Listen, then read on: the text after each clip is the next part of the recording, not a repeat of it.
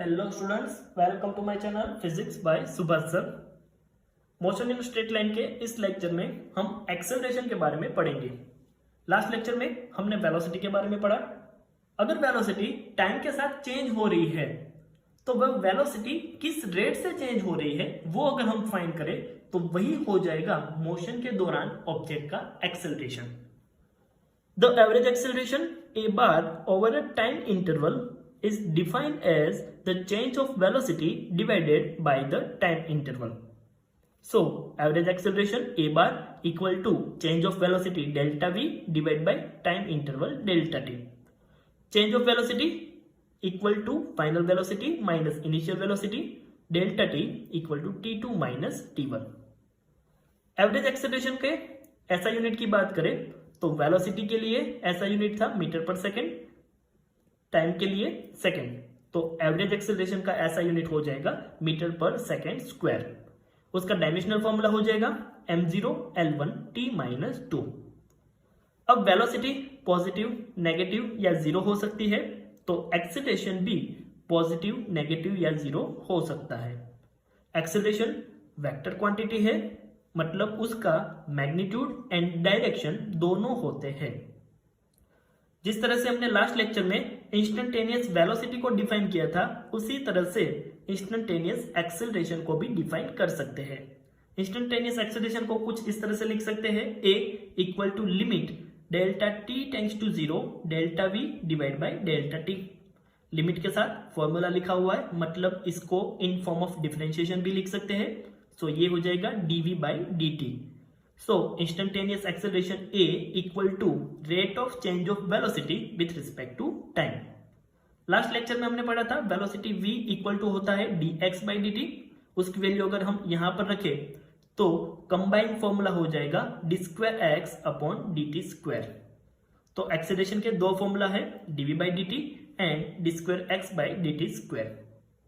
अब अगर किसी ऑब्जेक्ट के लिए xt ग्राफ दिया हुआ है तो उस xt ग्राफ के ऊपर से ऑब्जेक्ट की एक्सेलरेशन पॉजिटिव, नेगेटिव या जीरो है वो कैसे पता लगाए ये समझते हैं।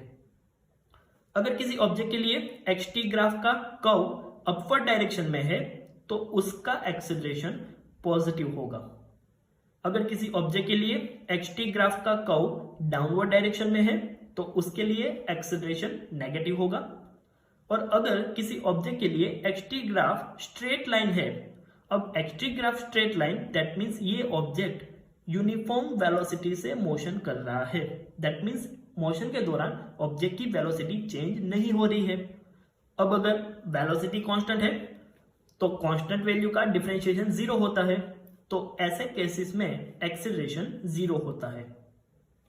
अब vt ग्राफ के ऊपर से ऑब्जेक्ट के लिए एक्सेलरेशन कैसे फाइंड करें वो समझते हैं।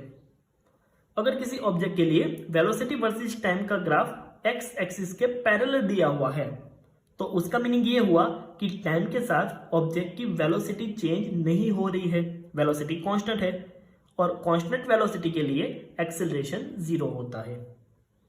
अगर ऑब्जेक्ट की वेलोसिटी वर्सेस टाइम का ग्राफ स्ट्रेट लाइन दी हुई है तो किसी भी पॉइंट पे हम स्लोप फाइंड करेंगे, उसका जो भी स्लोप मिलेगा वो हमारा एक्सेलरेशन हो जाएगा।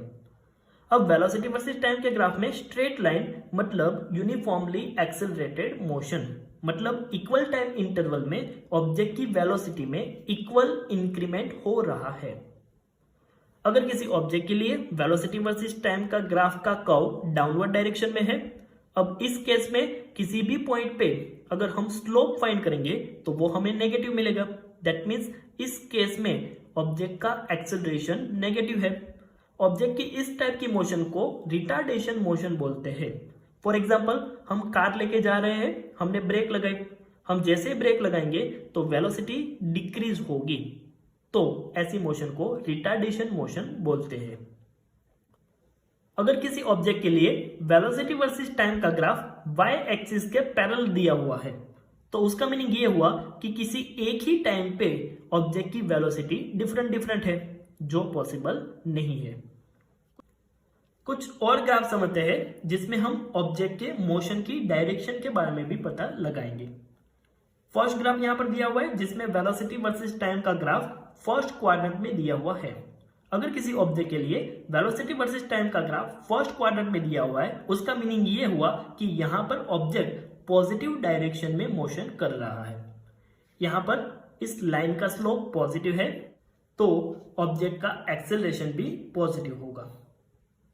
सेकेंड ग्राफ में वेलोसिटी वर्सेस टाइम का ग्राफ लाइन डाउनवर्ड डायरेक्शन में है। लाइन का स्लोप किसी भी पॉइंट पे फाइंड करेंगे तो हमें नेगेटिव मिलेगा। दैट मीन्स ऑब्जेक्ट का एक्सेलरेशन नेगेटिव है।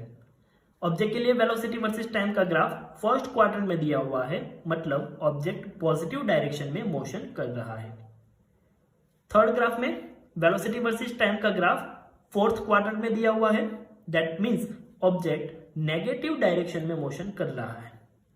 इस लाइन के किसी भी पॉइंट पे स्लोप फाइंड करेंगे तो वो हमें नेगेटिव मिलेगा। दैट मीन्स ऑब्जेक्ट का एक्सेलरेशन नेगेटिव है। नेक्स्ट ग्राफ में t इक्वल टू 0 से t इक्वल टू t1 तक ऑब्जेक्ट के लिए वेलोसिटी वर्सेस टाइम का ग्राफ फर्स्ट क्वाड्रेंट में है। t1 से लेके t2 तक वेलोसिटी वर्सेस टाइम का ग्राफ फोर्थ क्वाड्रेंट में है। दैट मीन्स 0 से t1 तक ऑब्जेक्ट पॉजिटिव डायरेक्शन में मोशन कर रहा है, t1 से t2 तक ऑब्जेक्ट नेगेटिव डायरेक्शन में मोशन कर रहा है। लाइन डाउनवर्ड डायरेक्शन में है, दैट मीन्स उसका स्लोप नेगेटिव है, मतलब ऑब्जेक्ट का एक्सेलरेशन यहां पर नेगेटिव होगा। इस ग्राफ के लिए एक सिंपल एग्जांपल देते हैं। लेट सपोज किसी बॉल को हम अपवर्ड डायरेक्शन में थ्रो कर रहे हैं। अपवर्ड डायरेक्शन के लिए हम पॉजिटिव साइन का यूज करेंगे, डाउनवर्ड डायरेक्शन के लिए हम नेगेटिव साइन का यूज करेंगे। जब हम बॉल को थ्रो करेंगे तब उसकी स्पीड मैक्सिमम होगी। जैसे जैसे वो ऊपर जाता जाएगा उसकी स्पीड डिक्रीज होती जाएगी, लेकिन वो अपवर्ड डायरेक्शन में जा रहा है, मतलब उसकी डायरेक्शन पॉजिटिव।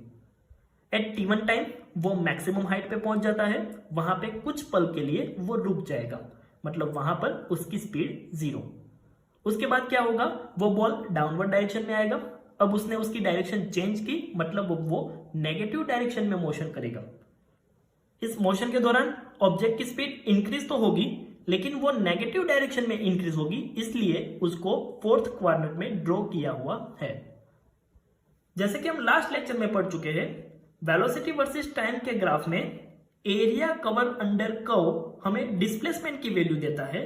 उसी तरह एक्सेलरेशन वर्सेस टाइम के ग्राफ में area cover under curve change in velocity की वैल्यू देता है। मतलब यहां पर हमें एक्सेलरेशन वर्सेस टाइम का ग्राफ दिया हुआ है। इस ग्राफ में अगर हम यहां से लेके यहां तक का जो कर्व है उसके अंडर जो एरिया कवर हो रहा है वो एरिया फाइंड कर ले, तो वो एरिया t1 से लेके t2 टाइम इंटरवल के दौरान ऑब्जेक्ट की वेलोसिटी में क्या चेंज हुआ होगा उसकी वैल्यू देता है।